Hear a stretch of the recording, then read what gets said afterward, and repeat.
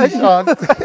Avec Kazaki, Ça va bien et tout, ouais, bien. ça va? Parfait. Ouais, bah plat, ouais, bien. Bon, Hein. eh bien, écoute, soyez les bienvenus ici à la Ganaderia de Buros, petit lieu magique là aussi. Je te présente un groupe de Liégeois Bonjour. qui arrivent, comme leur nom l'indique, de Liège, D'accord, très bien, ouais.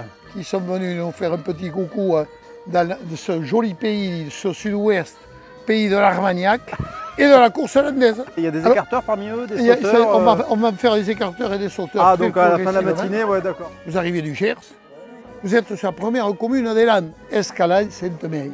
Je vous parle des Landes, puisque c'est chez nous qu'on avait autrefois ce moyen de déplacement, les échasses. Autrefois, c'était un outil de travail. On avait ici, dans nos fermes, jusqu'à 250 moutons. On a eu 1 million de moutons au 19e siècle. Une des putes, vous allez dire, qu'est-ce qu'ils en faisaient? Eh bien, c'est très simple. On est sur des sols de sable, très légers, très pauvres. Et pour les enrichir, eh bien, ils avaient trouvé la solution d'élever des moutons en quantité. On les fermait tout l'hiver dans les bergeries. Là, ils produisaient un fumier très abondant. Et arrivé au beau jour du printemps, au mois de mai, juin, eh bien, tous ces troupeaux partaient. Et là, le territoire était pastelé de taches blanches. Et on couvrait toutes les landes. Pendant tout l'été, on naviguait. Et arrivé fin septembre, où là, une des putes, il fallait rentrer vite. Fin septembre, chez nous, c'est sacré.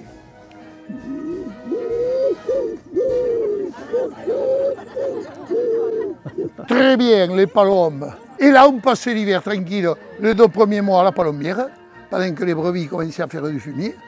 Et avec des cycles renouvelés tous les ans, on recommençait.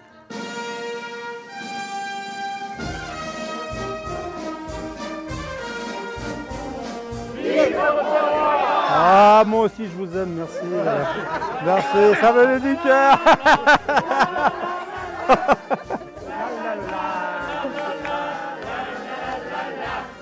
Génial. J'ai mal de tracteur.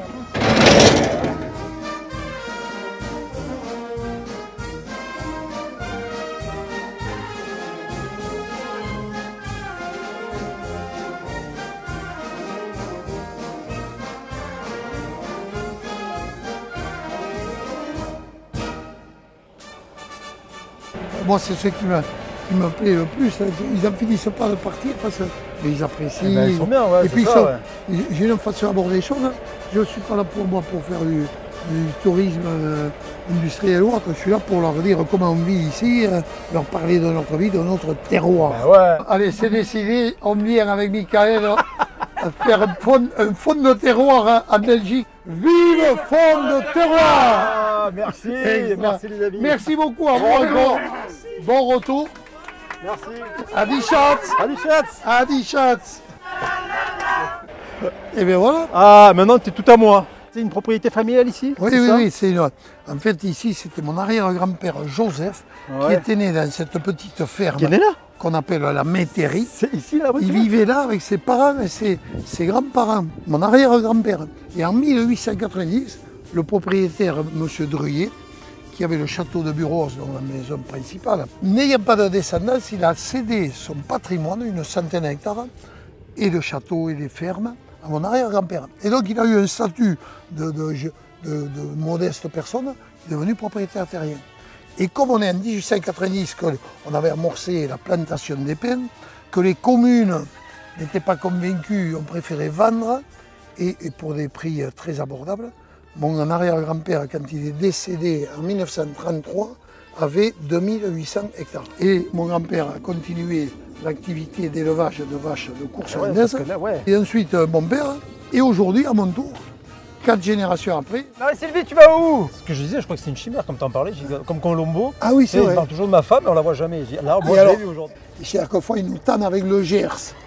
Et bien regarde, là on en a une vraie gersoise. Casobon. Libre et indépendant. Salut Marie Sylvie. Allez, où tout libre. Tu as des vaches pour la course hollandaise? Pour la course hollandaise, c'est la race 100% espagnole. Ouais. Donc ce sont des sœurs, des mères des taureaux de combat de corrida. La différence, c'est nous la destinée qu'on leur donne, c'est celle de notre jeu, de notre tauromachie, puisque c'est une tauromachie, la course landaise, comme la course camarguaise, comme la corrida espagnole, comme les courses portugaises à cheval. Ça, de manière générale, c'est la tauromachie. Ce n'est pas que la corrida espagnole. Et nous, la particularité, c'est de jouer, ou plutôt ce sont tels qui jouent avec nous, ce sont des carcanas, qui permet, avec un geste simple, l'animal nous charge au grand galop parce qu'il est isolé dans une arène sur un espace réduit, alors que sa vie, c'est la liberté en troupeau. Quand elle arrive, lancée au galop, tu fais un écart, elle se déplace, tu redresses. Mais attends, t'as pas une arène pour me montrer ça un peu? Ah mais ça va être encore mieux. Ouais, on va dans l'arène, on va voir ça. Une particulière que je t'en réserve. Allez, on va voir ça plutôt. Cacahuète, elle s'appelle.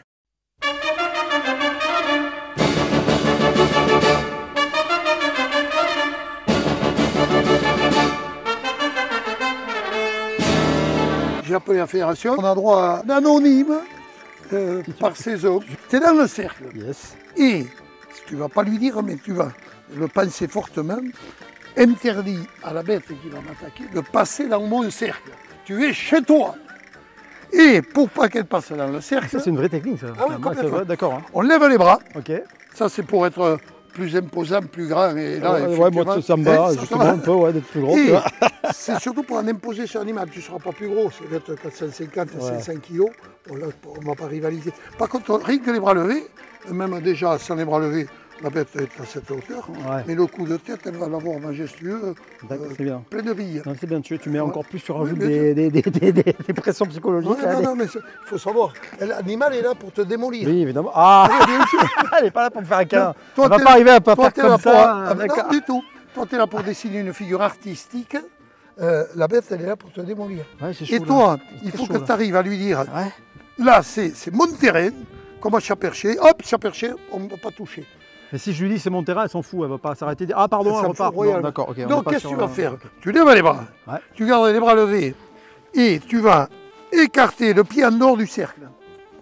Qui fait que la bête va passer à côté du cercle parce que tu l'invites à passer à côté pour te démolir. Ouais.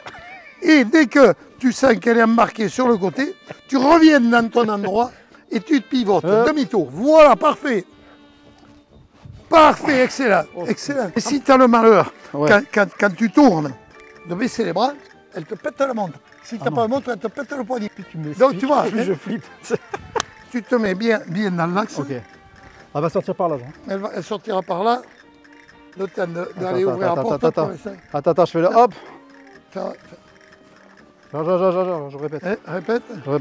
Répète. Hop, on écarte, on ramène au voilà. Je veux t'attraper. Ouais, là. Ah ouais, ok. Voilà. Il faut être convaincu que ça marche. Et dès que tu as fini, si tu as pu réussir, soit elle t'emporte au bout et tu lui sers d'airbag contre le mur. Bien sûr. Ou tu réussis, auquel cas n'attends pas trop, vaut mieux aller te réfugier derrière la talanguère. Ouais, j'aime bien. Parce qu'en général, elle se retourne. C'est pour ça. C'est cacahuète. Cacahuète. J'espère qu'elle va éviter mes cacahuètes à moi. Également. Cacahuète. Cacahuèta. On fait durer un peu le plaisir, c'est pour faire monter la pression. Tu sens cette adrénaline qui je me fais pipi dessus, j'oublie ma dignité. Vas-y Jean, je suis chaud, mais envoie cacahuète. C'est parti. Excellent.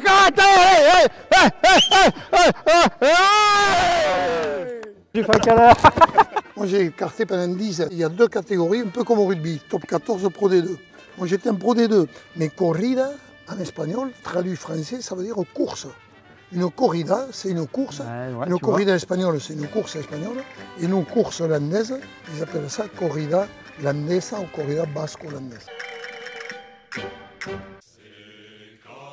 Et toi, Fernand, t'es landais, ouais. Ah oui, oh pur, non, mais pur et dur. Et au mieux, t'aurais pu être gersois. Oui, c'est vrai, c'est vrai.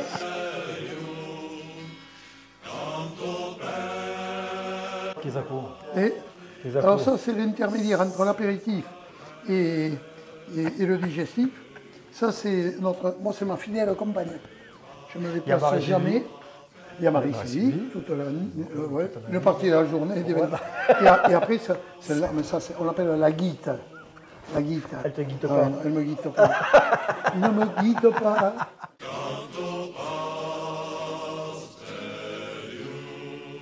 Peyroton s'emballe, casse tout sous le ses compagnons, so que gale se mane l'udimegne des passos, Peyroton, le Peyroton, pauvre, Peyroton, et là de suite, pop. Ouais, c'est vrai qu'à la fin, c'est. Si t'as un peu. Tu lubrifies pas un peu, c'est. Ouais. Et pour ça, le rouge est bien meilleur sur les cordes vocales que le blanc. Ouais, c'est vrai. Tu vois, dans la vie, il y a des plaisirs simples. Pas solitaires, hein. Ça c'est autre Non, chose. ça, Mais c'est simple. pas bien. C'est- Rien de plus simple, de plus Ah, mais ordinaire. voilà, une belle omelette Une petite d'asperges. omelette d'asperges. Je vais Là, pas te lâcher, Fernand, je vais pas te lâcher. Je te suivrai pas.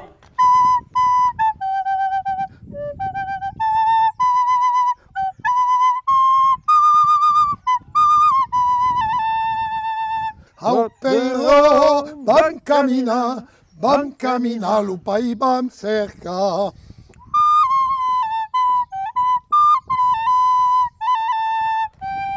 Ça, c'est une chanson béarnaise qu'on chante souvent à l'apéritif au moment de boire le floc. Ah ouais. C'est un Et peu le de floc feu. est pareil, on en retrouve dans le Gers et dans les Landes, on en retrouve. Ah oui, plein, oui. hein. Le coq, on le bouffe à quelle heure? C'est déjà arrivé plusieurs fois, mais il y en a toujours un qui remplace l'autre. À la boste. À la Boston. On est pas mal, hein? Et Ça, c'est le top secret. C'est le fameux Baco 22 ans. Parce que nous, ici, le pâté de faisan, c'est au vin blanc. Et l'asperge ramassée à la gouge, c'est au vin rouge. Le pâté de faisan. C'est bon, hein, ça? des fois. C'est toi, Fernand. Celui qui vit avec Ludivine, l'ancienne secrétaire de chez Pilou. Exactement. Les gossips de Fernand. Eh bien oui.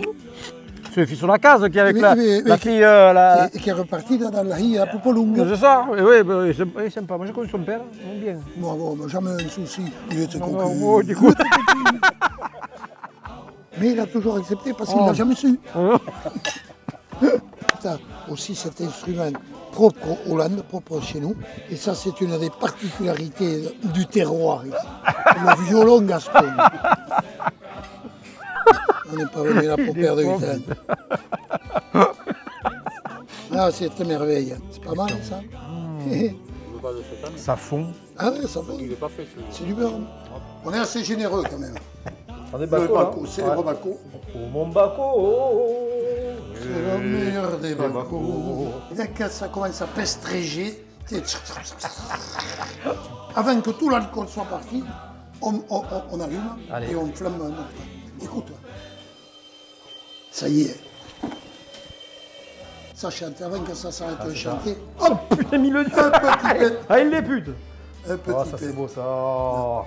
Et pour que ça ait du goût, il faut qu'il y en ait À en peine. profondeur. Et ça, J'aime toujours. Bah, mais maintenant je sais les doses un peu avec Michel sur l'huile, maintenant la blanche et tout. Voilà. c'est merci, énorme. Ril. Encore une petite flamme là qui vient lécher la tourtière avant qu'on la déguste. Jean, je suis triste. Dis-moi, Mais parce que mon séjour touche à sa fin là. à notre récolte, merci à Fond de Terroir. Ah ouais, merci à toi, Et- Jean, et puis- c'est et puis super. surtout- Merci beaucoup quoi. On vient faire un tour à l'automne, on va distiller l'Armagnac, Le on va Renault. chasser la palome, on va voir les finales de course à l'Indien. Et attends, dernière question avant que je Oui. te laisse. Ta définition du terroir à toi, Jean?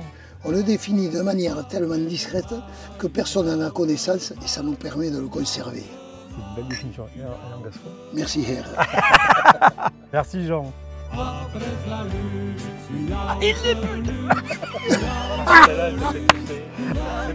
Il est sorti tout seul celui-là.